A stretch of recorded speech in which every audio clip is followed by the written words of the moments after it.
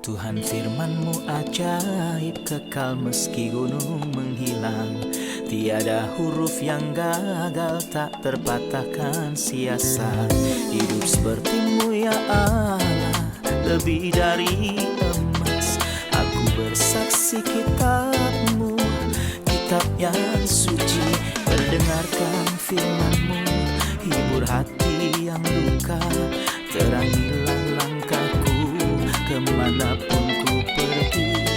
Biarkanlah firman-Mu berkuasa atasku. Ubahkanku, bebaskanku, ku mau menyenangkan-Mu. Salam jumpa pemirsa terkasih, saya menyambut Anda sekalian dimanapun Anda berada dalam episode terbaru program studi harian kita Semua Kitab Suci.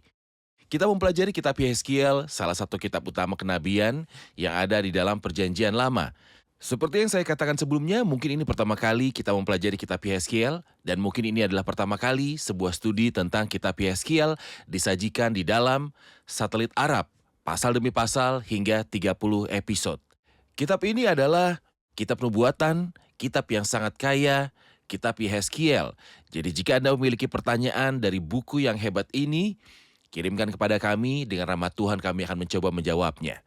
Saat ini kita telah sampai pada pasal 4 dan 5 dari kitab Yehezkiel. Dan untuk memulai, izinkan saya untuk menyambut tamu kehormatan yang telah hadir di studio, Saudara Yosef Riyad. Selamat datang, Saudara Yosef. Terima kasih, Saudara Riyad. Kami juga menyambut hadirin di studio, selamat datang.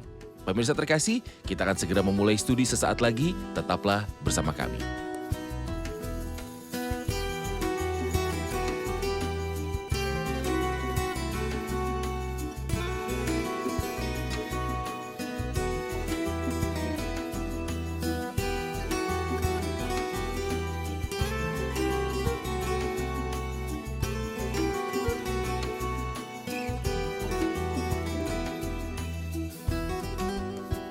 Halo Saudara Yosef. Terima kasih, Saudara Riyad. Pertanyaan pertama, apakah pokok bahasan utama dalam pasal 4 dan 5? Pasal 4 dan 5 berbicara mengenai penghakiman, dan saya dapat membagi kedua pasal ini menjadi 5 bagian. Karena subjeknya sama, yaitu penghakiman. Pertama, dia memberitahu kita mengenai laporan penghakiman dalam 3 ayat pertama. Pasal 4 ayat 1, ayat 2, Benar. dan ayat 3. Benar, Dari ayat 4 sampai ayat 8, alasan penghakiman. benar, Kemudian dari ayat 9 sampai 17 gambaran tentang penghakiman benar, di kedua sisinya. Kemudian pasal 5 ayat 1 sampai 4 hasil dari penghakiman. Dan terakhir bagian akhir dari pasal yang kelima dari ayat 5 sampai akhir dari pasal pembenaran atas hukuman yang akan dijatuhkan oleh Tuhan kepada bangsa ini. Jadi pasal 4 dan 5 berbicara tentang penghakiman, Ya, baik dalam pengambilan keputusan, pelaksanaan, dasar pemikiran, hasil, atau hasilnya. pembenaran. Benar. Kami mengingatkan pemirsa bahwa seluruh bagian pertama dari 1 sampai 24 berbicara tentang penghakiman atas Yerusalem, penghakiman atas Tepat. bangsa ini, sebelum berbicara tentang penghakiman terhadap bangsa-bangsa yang ada di sekitarnya. Benar.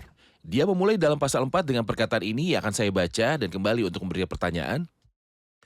Engkau anak manusia, ambillah sebuah batu bata, letakkan di hadapanmu, dan ukirlah di atasnya sebuah kota, yaitu Yerusalem. Ukirlah kota itu dalam keadaan terkepung, dirikan sebuah benteng pengepungan. Timbun pula tanah menjadi tembok pengepungan, tempatkan perkemahan tentara, dan susun alat-alat pendobrak di sekeliling kota itu.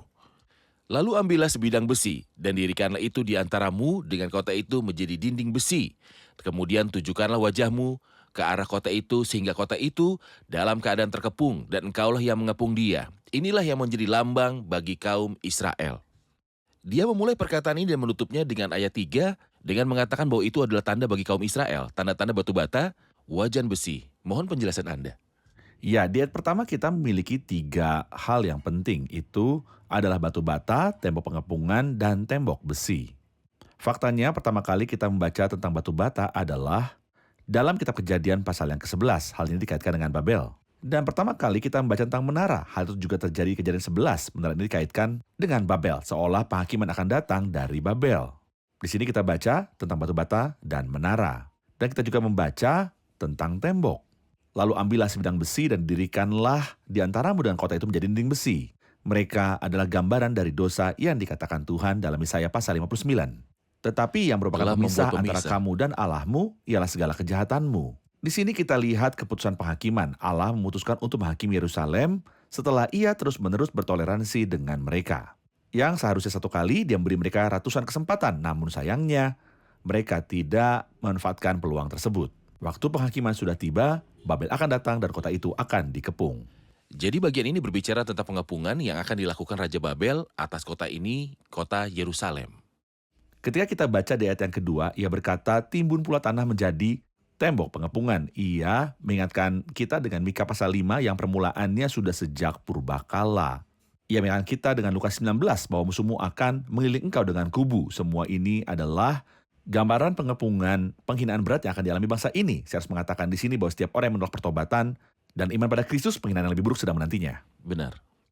Ini adalah tanda pertama atau gambaran yang Yehezkiel gambarkan tentang firman Benar, Tuhan sempurna. untuk bangsa ini. Benar. Mulai dari ayat 4 ia berkata, berbaringlah engkau pada sisi kirimu dan aku akan menanggungkan hukuman kaum Israel atasmu. Berapa hari engkau berbaring demikian, selama itulah engkau menanggung hukuman mereka. Beginilah aku tentukan bagimu berapa tahun hukuman kaum Israel. Sekian harilah engkau menanggung hukuman mereka, yaitu 390 hari.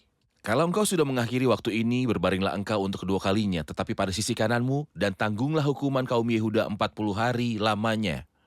Aku menentukan bagimu 1 hari untuk 1 tahun. Tujukanlah wajahmu kepada pengepungan Yerusalem, dan kepalkanlah tinjumu kepadanya, dan bernubuatlah melawan kota itu. Lihat, aku mengikat engkau dengan tali, sehingga engkau tidak dapat berbalik dari sisi yang satu ke sisi yang lain, sampai engkau mengakhiri waktu pengepunganmu itu. Kita perlu interpretasi lebih lanjut dari bagian ini.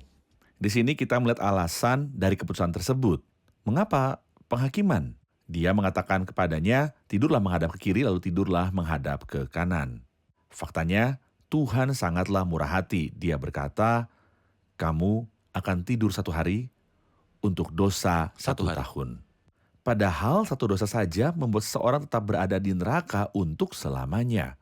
Di sini, Tuhan berbelas kasihan kepada Nabi yang merupakan gambaran yang sangat kecil tentang Kristus Ya, yang menanggung pelanggaran kita. Seperti yang kita katakan bahwa 390 tahun sama dengan tahun dosa kaum Israel sejak bangsa ini terpisah dan terpecah belah sampai pembuangan 390 tahun. Setelah bertahun-tahun itu selesai, tinggallah masa Salomo selama 40 tahun. ya. Maka kamu berbaring miring ke kanan juga 40 tahun karena dosa kaum Yehuda. Seperti yang kita katakan itu bukan apa-apa. Bahwa seorang atau suatu bangsa berdosa 1 tahun dan sang nabi tidur menghadap satu sisi selama 1 hari. Namun itu sangat sulit, dia tidur 390 hari di satu sisi. Kemudian 40 hari setelah dia selesai, betapa sulitnya. Semua ini tidak berarti apa-apa sebelum penderitaan yang ditanggung oleh Yang Mulia di kayu salib sambil memikul dosa-dosa kita. Yang telah ditimpakan Tuhan kepadanya adalah Kesalahan kita semua. Kita semua, dan mengenai dosa-dosa ini dia berkata, sebab kesalahanku telah menimpa kepalaku, semuanya seperti beban berat yang menjadi terlalu berat bagiku. Beban yang berat, faktanya Kristus memanglah yang menebus dan menanggung dosa-dosa kita.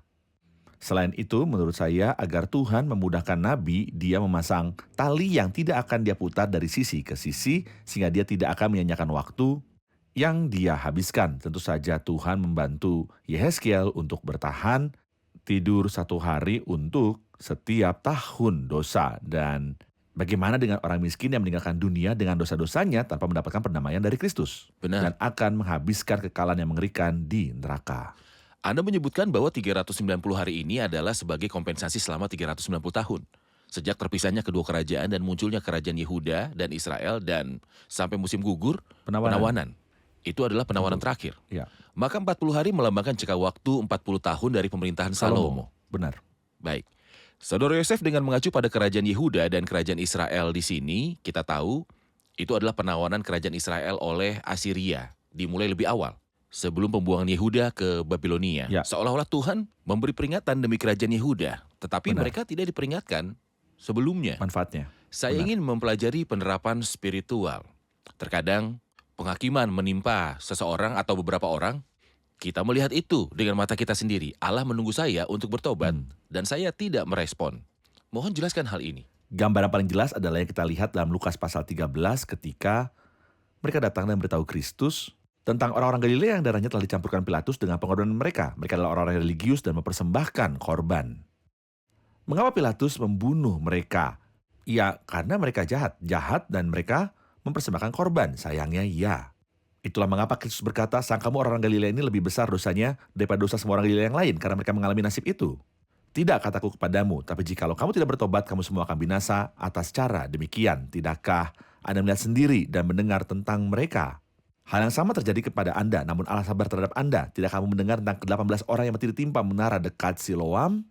Lebih besar kesalahannya daripada kesalahan semua orang lain. Tidak kata-kata kepadamu, tetapi jikalau kamu tidak bertobat, kamu semua akan binasa dengan cara demikian. Dari sini kita mendapat pelajaran penting. Bencana apapun yang saya lihat di depan mata saya atau mendengarnya adalah Bagi pelajaran. saya. Penundaan murka Tuhan atas kejahatan dalam hidup saya jangan diartikan bahwa Tuhan memang menyetujuinya. Seolah-olah dia memberi saya 1 atau 2 atau 3 kesempatan, bukan karena dia puas dengan situasi yang saya alami, namun dia mengingatkan saya karena kebaikan dan kesabarannya untuk saya bertobat. Mazmur 50 mengatakan hal yang sama. Itulah yang kau lakukan, tetapi aku berdiam diri. Engkau menyangka bahwa aku ini sederajat dengan engkau. Aku akan menghukum engkau dan membawa perkara ini hadapanmu. Tidak, Tuhan itu sabar karena ia memberikan Anda banyak waktu dan kesempatan. Dan jika ia menunggu Yehuda terlalu lama, Benar. tapi penghakiman tetap dijalankan. Telah Telah datang datang dan tak bisa kembali. Benar. Allah telah menjalankan penghakiman. Benar. Kita akan menyaksikan laporan dan kembali untuk menjawab pertanyaan. Ketika Allah menyuruh Nabi Yeskiel untuk tidur miring, tujuan Yeskiel adalah untuk menikmati negara Israel di bawah keadilan tindakan peradilan Allah. Karena Yeskiel begitu dekat dengan Tuhan. Dan akibatnya dia berhak untuk ikut serta dalam kesengsaraan dan kesedihan rakyat yang sesungguhnya. Dan karena dia adalah anak Adam, dia mampu masuk ke dalam kesengsaraan ini yang telah dijangkau oleh masyarakat. Hal ini mengingatkan kita akan Tuhan Yesus Kristus dalam semangatnya terhadap Allah dan kasih-Nya terhadap umat-Nya, yang mampu menanggung beban berat baik dalam penghakiman maupun penebusan. Dan dia melakukannya bukan hanya bagi orang-orang Yahudi yang setia pada akhir zaman, tetapi juga untuk semua orang. Inilah yang diingatkan oleh Injil Yohanes kepada kita, dan bukan untuk bangsa itu saja, tetapi untuk mengumpulkan dan mempersatukan anak-anak Allah yang telah tercerai-berai. Dalam ayat 9 selanjutnya, ambillah gandum, jelai, kacang merah besar, kacang merah kecil, jawan, dan sekoi, dan taruhlah dalam 1 periuk. Dan masaklah itu menjadi roti bagimu, itulah makanan bagimu.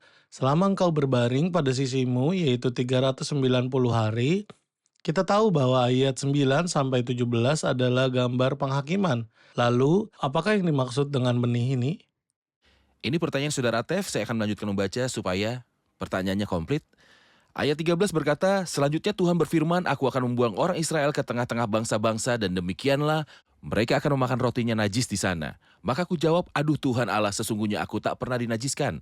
Dan dari masa mudaku sampai sekarang tak pernah ku makan bangkai atau sisa mangsa binatang buas. Mohon komentar Anda terhadap ayat ini, isinya dan juga maknanya. Apa yang dimaksud dengan roti yang najis? Kita paham bahwa ayat 9-17 adalah gambaran penghakiman. Bagaimana gambaran penghakiman tersebut? Ini ada 2. Di dalam kota terjadi pengepungan, seperti yang dia katakan di awal pasal ini. Ada pengepungan, maka terjadilah kelaparan. Kota manapun yang terkepung mengalami kelaparan. Makanan tidak datang dari luar. Persediaan yang ada semakin habis. berkurang. Jadi ada kelaparan. Jadi mereka yang di kota terkepung terjadilah kelaparan. Mereka yang berada di luar pergi ke negara-negara lain dan makan makanan najis. Apa yang dimaksud dengan memakan makanan najis? Orang Yahudi memiliki makanan tertentu untuk dimakan dan makan lainnya mereka tidak Imamat makan 11. karena Imamat 11. Jadi ini tahir dan itu najis. Jadi apa yang akan mereka makan di antara bangsa-bangsa? Mereka akan makan roti najis. Sebenarnya gambaran di sini sangat buruk. Karena dia berkata di ayat 12, makanlah roti itu seperti roti jelai. Hewan memakan roti jelai itu adalah makanan paling hina. Roti dibuat dari gandum, tapi di sini terbuat dari jelai. Membakarnya di atas kotoran manusia sangat najis. Seperti Yeskiel berkata, aduh, Tuhan Allah, tentu Tuhan meringankan penghakiman kepada dia di sisa pasal ini. Maka akan ada kelaparan dan kenajisan bagi mereka yang akan terpecah belah. Artinya baik Anda di dalam kota, Anda tidak tercerai-berai, dan Anda keluar kota, akan ada kelaparan di dalam dan kenajisan di luar. Saya ingin mendengar komentar Anda terhadap perkataan Yeskiel tentang dirinya di ayat 14. Maka ku jawab, aduh Tuhan Allah, sesungguhnya aku tak pernah dinajiskan dan dari masa mudaku sampai sekarang tak pernah ku makan bangkai atau sisa mangsa binatang buas. Ia menggambarkan dirinya dan memberikan laporan tentang kehidupannya sehubungan dengan apa yang suci dan apa yang najis. Apa yang Anda lihat tentang kehidupan Yeskiel di sini? Faktanya itulah situasi orang Yahudi. Mereka sangat teliti sehingga mereka tidak memakan apa yang mati dengan sendirinya atau dicabik oleh binatang buas. Hal ini mengingatkan kita pada Petrus ketika ia melihat selayar kain turun dari surga. Yang di dalamnya terdapat segala jenis hewan, reptil, dan burung-burung. Kedengaran olehnya suatu suara yang berkata, bangunlah hai Petrus, sembelihlah dan makanlah. Tapi Petrus menjawab, tidak Tuhan.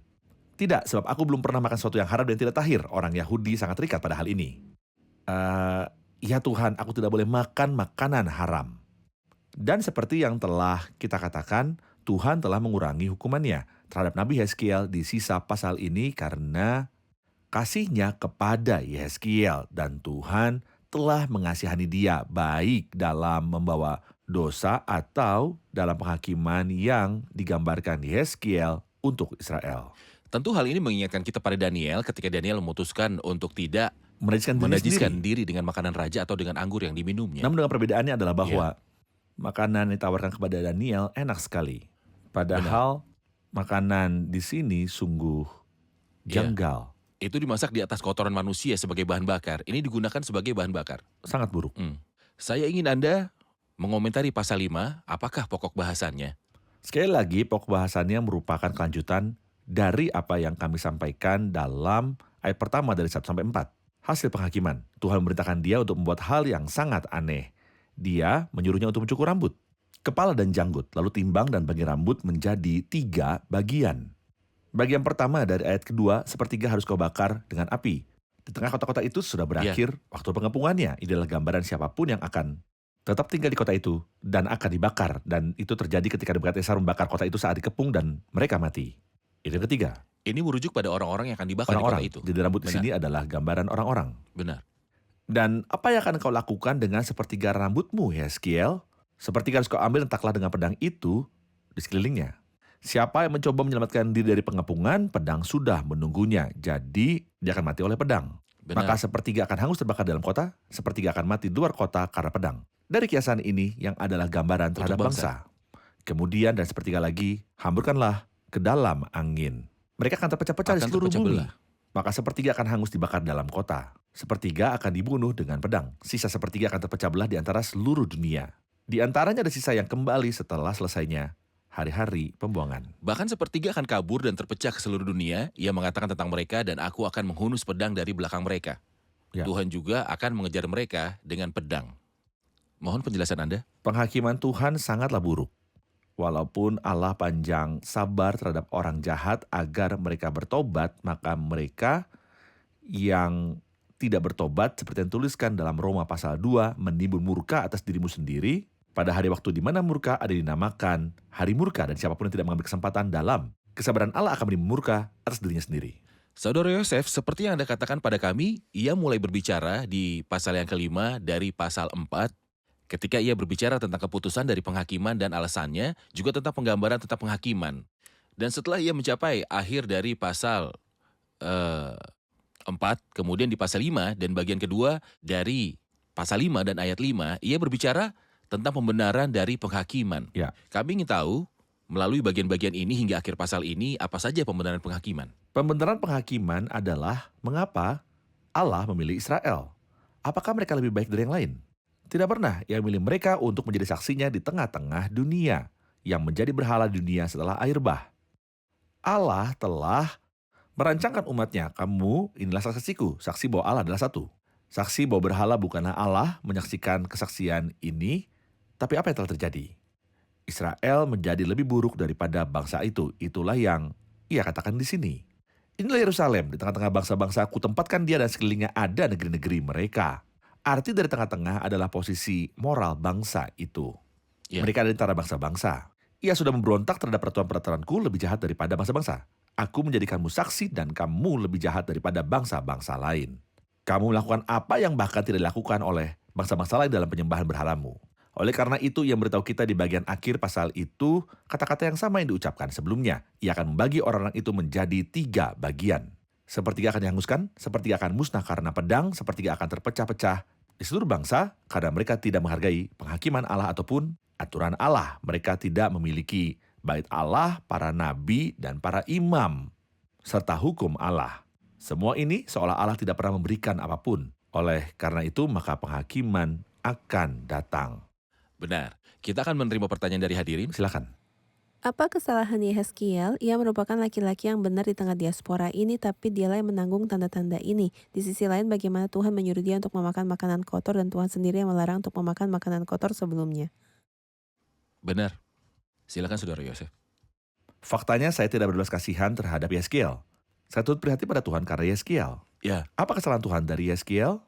Faktanya yang bersalah adalah saya, bukan? Dan Anda. Tapi Tuhan telah menimpakan kepadanya kejahatan kita sekalian. Dan Kita karena semua. Yehezkiel adalah gambaran sangat kecil dari tuannya, maka ia harus menanggung bagian yang terkecil dari yang tuannya telah tanggung. Benar bahwa yang telah terjadi sangatlah sulit. Ia berkata tidak Tuhan, dan Tuhan mengurangi penghakiman terhadap dia. Tapi yang suci dan sempurna yang ditinggalkan oleh Allah di tengah kegelapan, apa yang ia lakukan untuk itu? Faktanya kitalah yang melakukannya. Dan setiap dari pemirsa terkasih, jika dia percaya kepada Kristus, Kristus telah menanggung dosa-dosanya ketika dia berada di kayu salib. Para pelayan Tuhan harus menyerupai Tuhan sebisa mungkin. Benar. Yehezkiel Ya. menggambarkan Tuhan kepada kita sebisa yang ia lakukan. Tapi kita melihat keseluruhan gambarannya di kayu salib dan kita melihat Kristus. Tentu perintah Tuhan kepadanya adalah untuk memakan makanan kotor, yang tentunya melanggar hukum yang adalah yang murni dan yang kotor. Itulah perintah Tuhan, sang pembuat hukum. Dia peka terhadap Tuhan dan mendengarkan sang pembuat hukum dan apa yang dia katakan. Jadi ketika perintah itu datang dari Tuhan, sang pembuat hukum, itu bukan pelanggaran. Tidak, itu bukan pelanggaran hukum. Tetapi karena dia tidak terbiasa dengan ini sepanjang hidupnya, itu sangat sulit baginya. Kita juga harus berpikir dalam Mazmur pasal yang ke-69. Ya Allah, Engkau mengetahui kebodohanku, kesalahan-kesalahanku Benar. tidak tersembunyi bagimu. Tidak hanya itu. Aku tenggelam ke dalam rawa yang dalam, tidak ada tempat bertumbuh. Lumpur adalah air limbah yang paling kotor. Ketika dia mengakui dosa-dosa yang Membayar tidak kotor. dilakukannya Tepat. dan membayar pertanggungjawaban atas dosa-dosa sebagai pengganti. Ketika Anda tenggelam dalam air laut, itu sulit. Tapi tenggelam dalam lumpur, sangat najis. Anda tenggelam dalam rawa kenajisan, ini terjadi pada Kristus. Mengapa? Ia kudus. Tidak hanya kudus, tetapi kekudusan yang mutlak. Sementara Yehezkiel, dia seperti Anda dan saya, kekudusannya relatif. Benar. Terima kasih Saudara Tuhan Yosef. berkati Anda. Saya senang belajar bersama Tuhan Anda berkati dalam Anda. kitab ini. Kedepannya kita akan membahas lebih banyak hal. Sekarang Amin. kita akan rangkum episode ini bersama hadirin.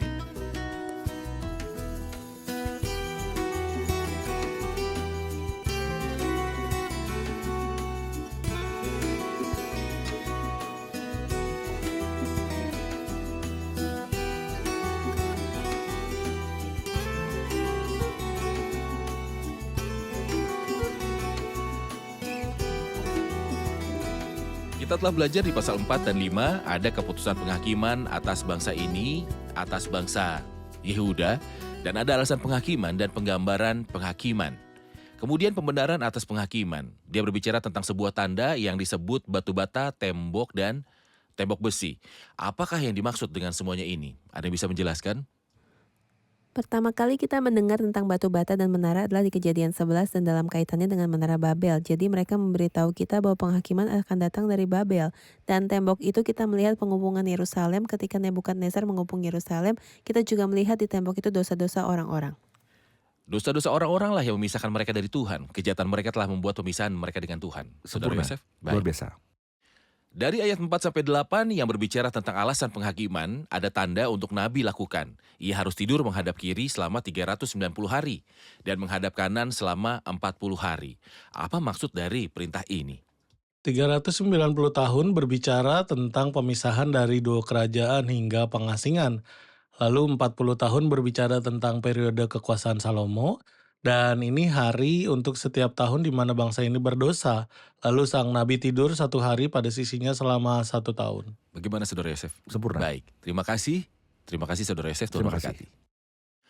Pemirsa terkasih, kita belajar di episode hari ini bahwa ada keputusan penghakiman kepada Yerusalem dan Tuhan telah berfirman. Dan penghakiman ini sebenarnya digenapi secara harfiah seperti yang disabdakan Nabi. Namun yang diperhatikan adalah bahwa Tuhan telah memperingatkan Yehuda sebelumnya berkali-kali. Peringatan itu diberikan sebelum dihakimi dan setelah penghakiman terjadi atas kerajaan Israel di utara. Pengasingan Yehuda dan kehancuran Yerusalem terjadi setelah Asyur ditawan kerajaan Israel selama bertahun-tahun, seolah Tuhan ingin bersabda, "Hai kerajaan Yehuda, Yerusalem, aku telah memberikan kepadamu banyak tanda peringatan sebelumnya yang telah digenapi di Israel. Kamu harus berhati-hati." Tapi ternyata tidak. Pemirsa terkasih, Tuhan berbicara setiap hari. Tuhan berbicara kepada saya dan Anda melalui peristiwa-peristiwa yang terjadi dan fakta bahwa Tuhan lambat dalam menunjukkan amarahnya tidak berarti bahwa Dia melupakan apa yang terjadi.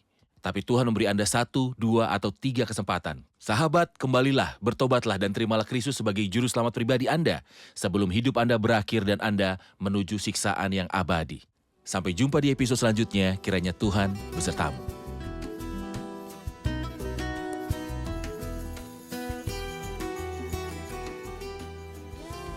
أبتي في كل بؤسي أرتجي أجرا كعبد قوت نفسي هل أعود ابنا لك من بعد أمسي أبتي أكرمتني رفعت رأسي بل عملت لي أبي حفلا كعرسي مجدا لك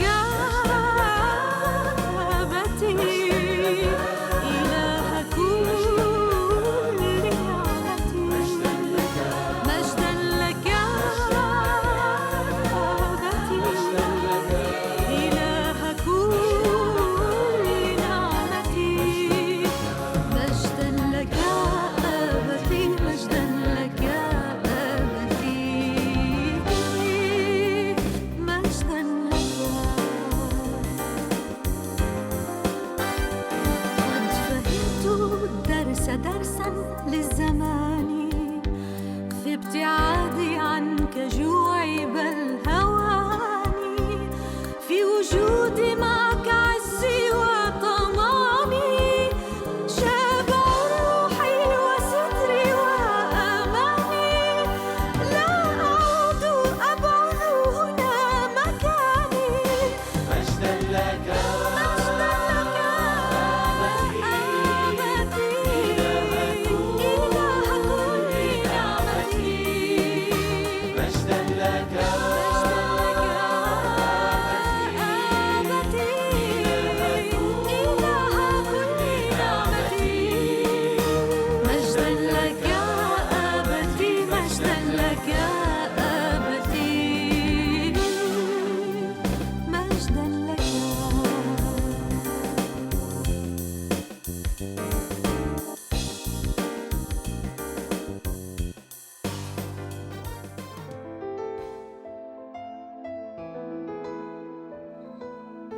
Tuhan firman-Mu ajaib, kekal meski gunung menghilang.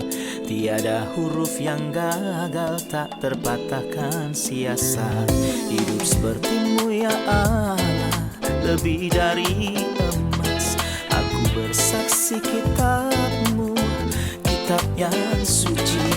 Mendengarkan firman-Mu, hibur hati yang luka. Terangilah langkahku kemanapun ku pergi. Biarkanlah firman-Mu berkuasa atasku. Ubahkanku, bebaskanku, ku mau menyenangkan-Mu. Tuhan firman-Mu ajaib, ubah dan bebaskan aku.